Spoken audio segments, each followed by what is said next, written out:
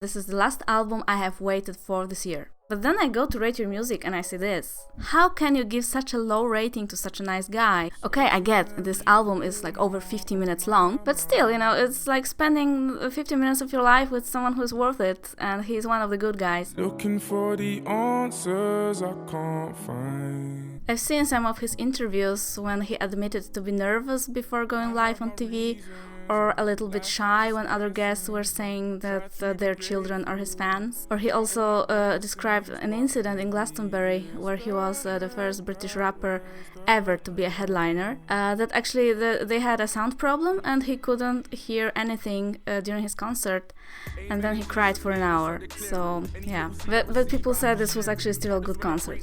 So I was thinking, what other problems people could have with this album? Maybe because it's not enough trap, maybe because it's not enough grime.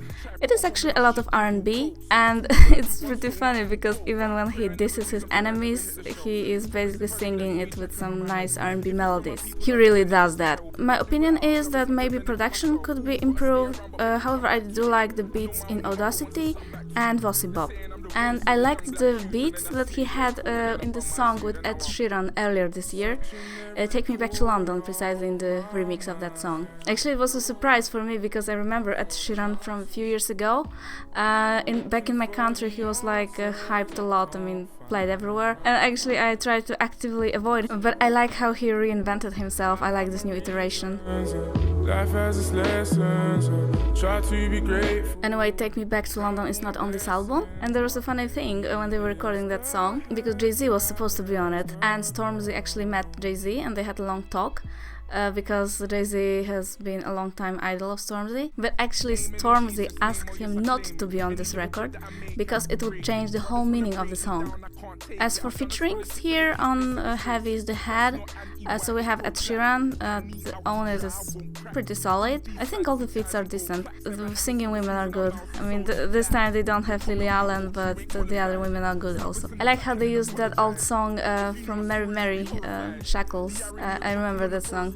In particular, there is one person who caught my attention. There is this young British rapper called H. I see on Rate Your Music his rating is also like 1 point something, which means really low, which is surprising for me. But I guess maybe he still needs to find his way as a musician, but his flow really shows promise, so I think he will find his way eventually.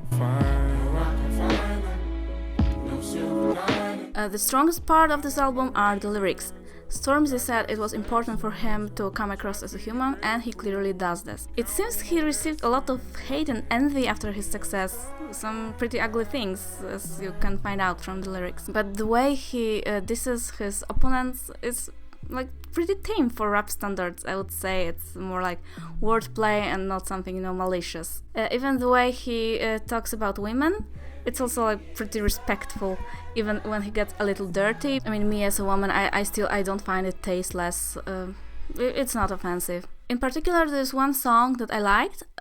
It's called Lessons. It's dedicated to his girlfriend or ex-girlfriend, Maya. I think it goes really deep in his emotions. Let me quote: "You gave me the world and I gave you disrespect. Hand on my heart, this is my biggest of regrets. Thought I'd say it here rather than fling it in a text. Until you're ready to forgive, I'm always wishing you the best." So I don't know, she forgave him in the end or she didn't. Nice song, really personal. It feels so honest when he sings about his struggles and vulnerabilities.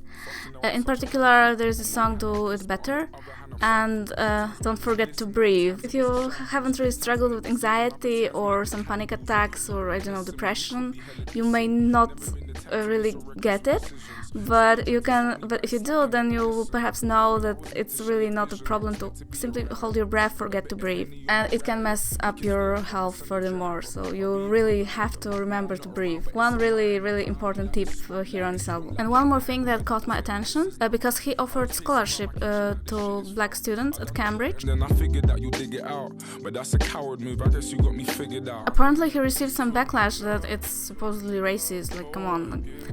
Here in Norway, most likely I would donate to Polish children if I was super rich, which I'm not. So this is his money. He supports the causes that are simply the closest to him. So I don't know why people have problem with that. In his song Handsome, he's calling himself young, black, fly and handsome. I think this is shout out to Nina Simone, Young, Gifted and Black, that later was made popular by Aretha Franklin. Yeah, in the song Superheroes, he mentions Nina Simone in person, so thank you for the follow-up. I mean, Nina Simone is a fantastic singer, pianist. Okay, let's go to the summary now. The positives, for sure, lyrics and real emotion. Also the melodies. I mean, when you play this, when you're doing some of your December chores, like I don't know, for Christmas, if you celebrate Christmas, you may find yourself bopping your head or dancing or like singing along. Now, on a more negative side, I would prefer more distinctive production, maybe more modern hooks, broken beats, stuff like that. I mean, he called himself old school, so maybe he doesn't want this, maybe only I want this. The flow is solid. Still my favorite flow from him. The best line he dropped was in this Take Me to London, when he opens the song and basically kills it. Okay, so if you like this video, you can subscribe to my channel. From now on, I'll be uploading videos every week. And the next one will be about this recent Andy Stott's EP that kind of was flying under radar, and I think it's very good and it deserves recognition. So I will see you next time. Take care and bye.